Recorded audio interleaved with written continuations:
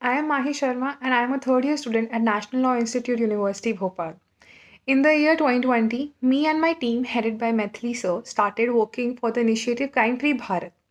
It is a vision that will facilitate the system and make it more efficient and transparent. Drafting the bill under the guidance of Maithili sir has been a great education experience, and during drafting, we kept in mind that the goal is to provide the society with a powerful structure where everyone feels safe and secure. The goal envisioned is that of a Ram Rajya. The continuous efforts and the will to perfect this idea has helped everyone involved with it come a long way to realize the dream.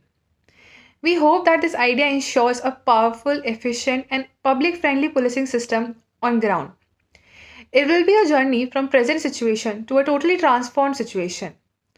It's a world where insufficiency of evidence should never be the reason for crime to go unpunished. We aim at providing such tools to the system that will help the system with certainty of positive outcomes. And this is all just a small picture of the bigger dream that we hope to make reality one day. So let's all come together and help realize this dream.